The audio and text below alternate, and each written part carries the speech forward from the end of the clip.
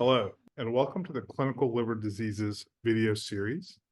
CLD is an official digital learning publication of the ASLD. My name is Gautam Reddy, and I'm a professor of medicine at the University of Chicago. And I'm here to discuss a new article by Dr. Christos Lazaridis, who is a professor in the Department of Neurology and Neurosurgery at the University of Chicago, where he works as a neurointensivist. He is also a faculty member of the McLean Center for Medical Ethics, and we're here to discuss his new article in CLD, Brain Death, Controversies, and Reappraisals. Thank you for joining us, Dr. Lazaridis. Welcome to CLD. So please tell us, what is brain death and why is it important to hepatologists? Yeah, thank you very much for having me here and for inviting me to write this article. So the easiest way to answer this is to say that there are two ways we determine death in the United States and most of the world. It's by using death is one thing. However, there are two different set of criteria we use to diagnose it. One is circulatory criteria, and the other one is neurologic criteria. So brain death refers, or is otherwise known as death by neurologic criteria. Now, why it's important to hepatologists, the main reason is because brain death or death by neurologic criteria is still the main way that organs are procured. There are two ways to procure organs. One is after brain death, which is the much more common one. And the second one is death after circulatory criteria. And although DCD is gaining in, if you like, in popularity, still most organs come from donors who are declared dead by neurologic criteria. Okay. So is brain death equivalent to a biological death, or is it, as it's often been called, a legal fiction? Right. So this is one of the questions I address in the article. And my goal was mostly to describe the dilemma and the debate rather than directly taking a position. What I will say, though, is that there is this criticism that's been going on for some time, mostly by scholars, suggesting that brain death does not actually, as a concept, align with best scientific theories of what it is for an organism to die. What I mean by that is that the way we understand organismal death is by the cessation of homeostatic integration of an organism, right? So an organism is not just a collection of organs, but it's homeostatically integrated. And so the criticism goes that the brain function is not necessary for that emerging property.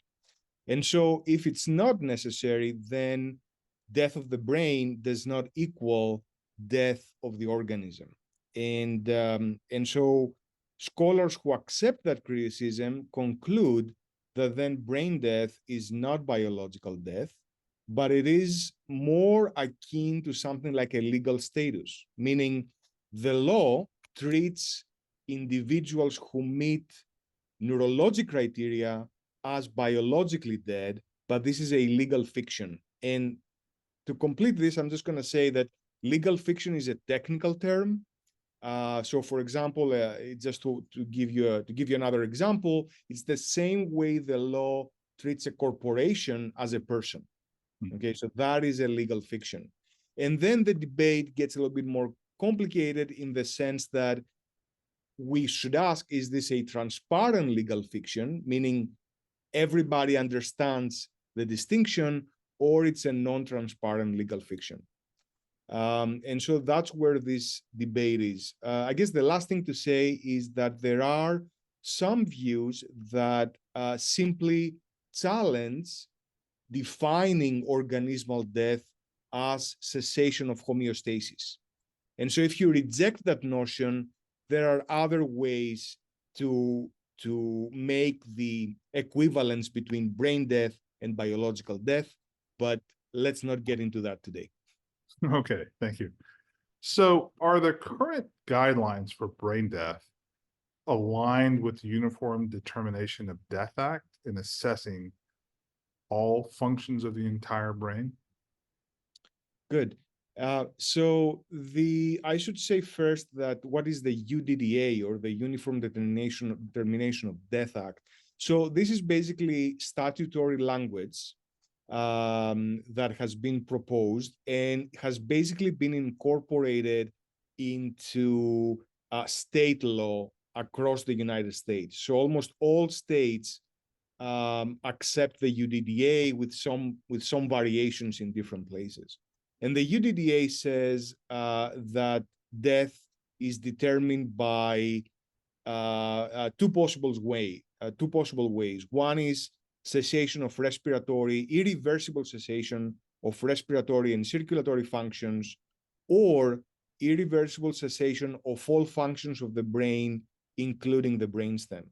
And so one objection here is that we do not test, for example, for neuroendocrine function. And so for something like diabetes insipidus, we don't test for that directly. And there's data suggesting that when we determine death by neurologic criteria, not all patients manifest DI.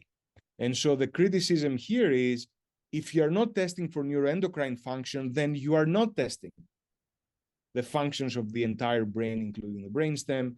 And that's why several people have suggested that indeed current clinical guidelines do not align with the letter of the law. And again, people have proposed different solutions. My favorite solution would be to revise the law, not revise clinical practice, but revise the law. As I explained in my article, there was a recent effort to actually do exactly that. Unfortunately, this process did not go through, was paused, and we'll see what happens in the future. But yeah, there is an issue right now with a potential misalignment between what clinicians do and what the law requires. Sounds like changing the law may be easier said than done. Okay. Very true.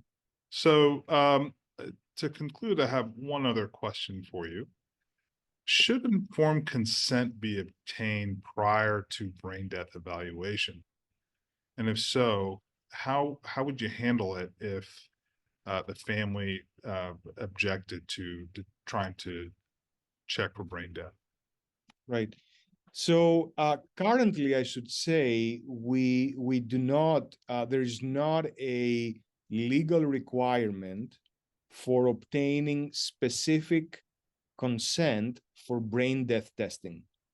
And this is based on the idea that determination of death is of major public health importance, is a fundamental matter that doesn't require consent. But again, there are people who have objected to that idea, suggesting that any interaction in the medical setting between providers or clinicians and patients has to be governed by consent.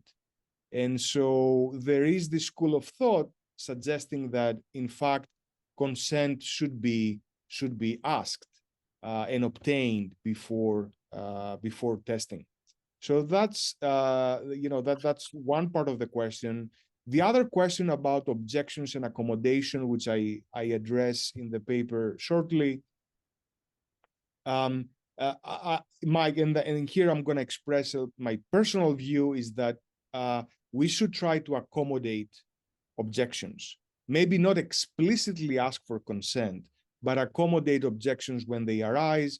And one possible solution is the way it's suggested to handle requests for what is called inappropriate interventions. So a number of critical care societies have published a statement that addresses exactly this issue, how potentially clinicians should handle requests from families for what's considered an inappropriate intervention.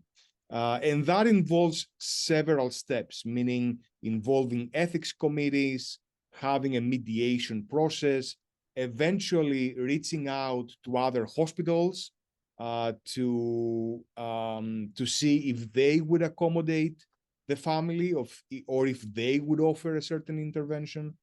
And so that is just one process that I personally think is reasonable to consider when you have a family that is objecting to brain death. Okay, great. Well, Dr. Lazaridis, thank you so much for your time and thank you for this wonderful, informative article. It's extremely interesting. I'd also like to thank the audience for joining us. And on behalf of all of us in the CLD team, I hope you found this video on this article, Brain Death, Controversies and Reappraisals, useful. For more information about this topic and others, please visit us at www.cldlearning.com. And thank you again for watching. Thank you, Dr. Reddy, and thank you, CLD. All right. Thanks so much.